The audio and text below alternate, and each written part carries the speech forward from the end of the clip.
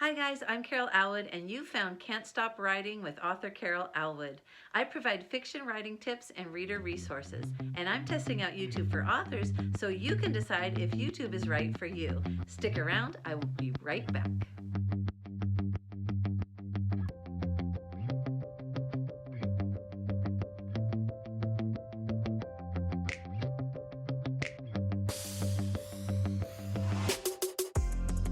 Has anyone ever told you to stop putting backstory in the first pages of your novel? If so, you're not alone. At one point in time, that was the advice that I was given as well. But if you've been told not to put backstory at the start, then what are you supposed to do instead? So that's what this video is about. I'm going to give you 3 problems and 3 solutions to using backstory in your novel. And this advice isn't only for novel writing. You can use this information for writing your memoir, biography, short stories, and screenplays as well. And if you keep listening to the very end, I am going to show you something that kind of embarrasses me. It's one of the first pages of my writing I ever wrote and did turn into an agent. She was the first person who ever told me not to use backstory at the beginning of my book. Before I give you the 3 problems and solutions about writing backstory, I want to explain the difference between character history and focused backstory. Character history is anything and everything that happened to the character before the real story begins.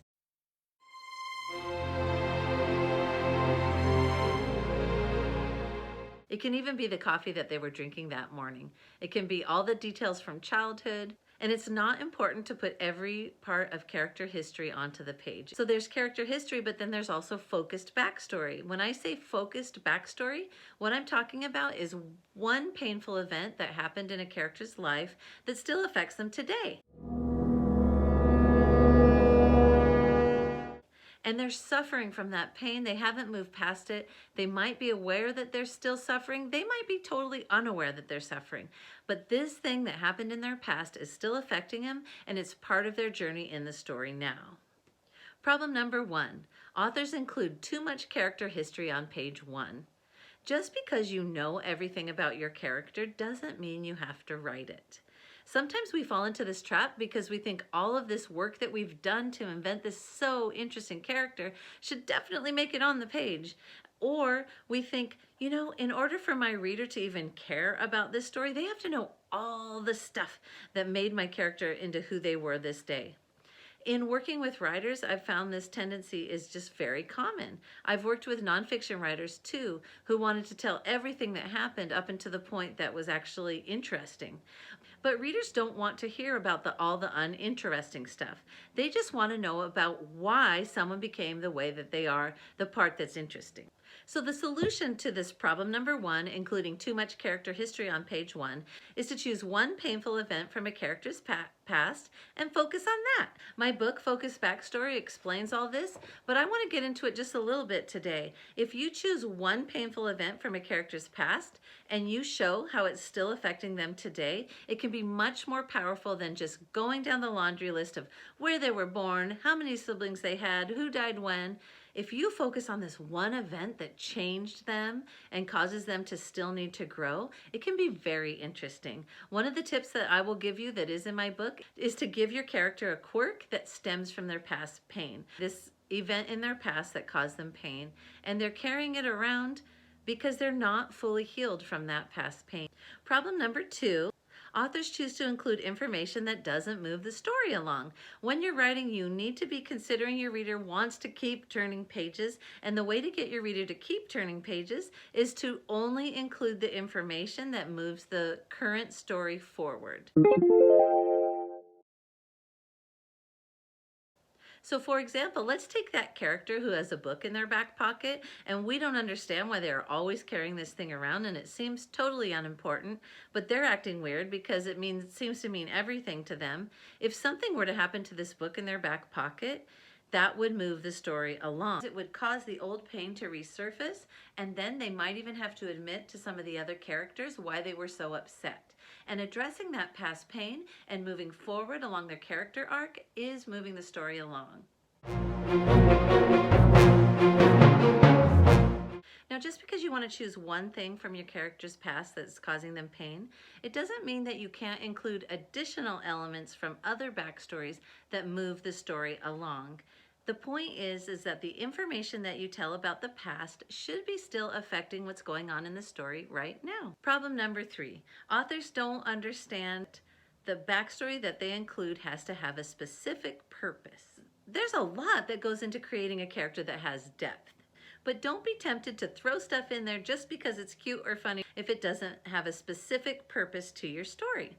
You have to pick a story goal that will help your character to move along a journey along their arc pathway that digs up the past and causes them to grow and heal from it. It should cause your character to become emotional in some way and have to tackle some kind of truth so that they can move on and grow. One thing I love about the teacher K.M. Weiland is she talks so much about the one big lie that your character believes, and that one big lie causes them to stay stuck in their past, and then they're not able to heal and grow from that pain that they once experienced and is still hurting them today. You want to ask yourself the question, at what point in the story should their pasts come up so that they can heal and grow and move on? I love it when stories end and characters have healed from their past pain and they've developed new skills and new tools to deal with it, and they become an inspiration to other people. In a lot of young adult fiction, which is what I write, at the end of the story, the main characters who are teenagers are the ones who are teaching others how to live better, how to love better, how to be an inspiration in this world that can be awfully dark and awfully painful. Now that we've talked about 3 problems and solutions to using backstory in your story, I'm going to do it. I'm going to share with you the page. And actually, I couldn't find this on my computer, which was a little scary. Although I tend to totally rewrite my novel. Look at how huge it is. And I have writing all over it. I'm not that sad that I can't find it on my computer, because if I do ever use this story and if I ever publish this story, I'm going to rewrite it entirely anyway. So here it is. What does the first page that I shared with a real agent sound like? And I can't even tell you, I was so excited that this agent replied to me, because I knew that the book wasn't quite ready, but I didn't know why. And so I just started the process of querying in hopes of learning, which I absolutely learned so much from it. But here's what it says. The sun filtered through the blossoming pink cherry trees, making a kaleidoscope of greens and soft shadow on the grassy floor beneath her feet. She walked across the manicured lawn and skipped up the 3 rickety steps in the back of the church. Although she hadn't been here in a long time, the entrance brought her back to her childhood. She carried a white pillar candle that she had finished decorating the night before, its woven ribbon with tiny hand-sewn pearls, the final detail to the event she had been anticipating for the past year. Her mother, who had waited since Kate was a little girl for her only daughter to marry, arrived at church early to bring Kate's dress and most certainly every other item a bride ever needed. Kate stifled an excited giggle as she burst through the doors of the church, ready to be transformed into a breathtaking bride. The morning passed quickly, and before she knew it, Kate found herself seated in front of a tall oval dressing mirror in the company of the most important women of her life. Okay, so what's wrong with this first page? Oh my gosh, I can't believe I read it to you, because I've kept this hidden. I mean, I think maybe only one person ever read it, my friend Elisa.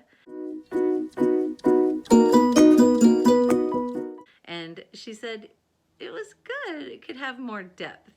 And I remember actually her comment that it could have more depth is what made me write Focus Backstory, because I just wanted to understand more depth.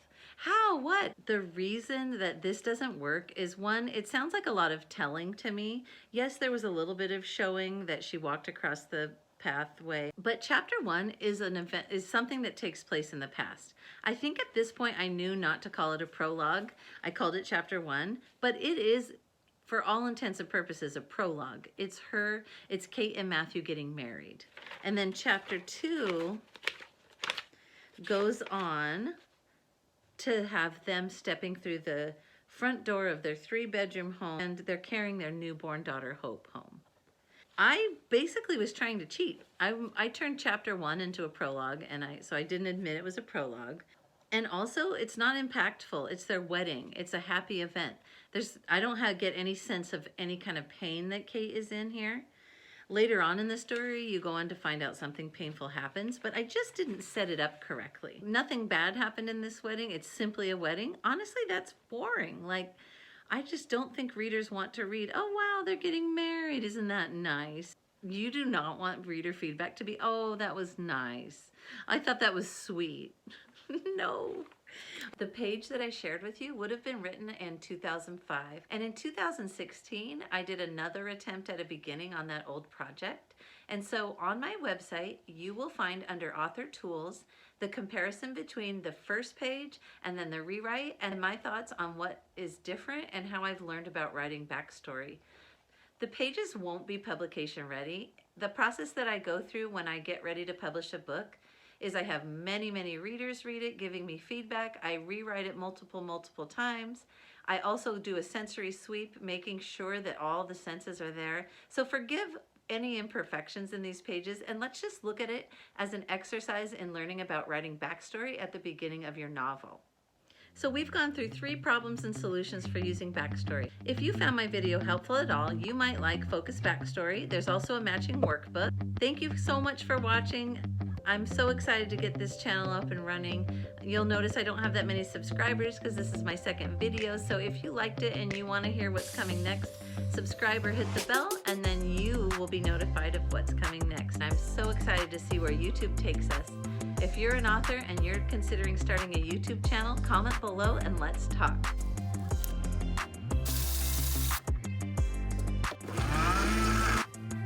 Here's to you and your latest work in progress. I hope you have a great week writing. See you next time.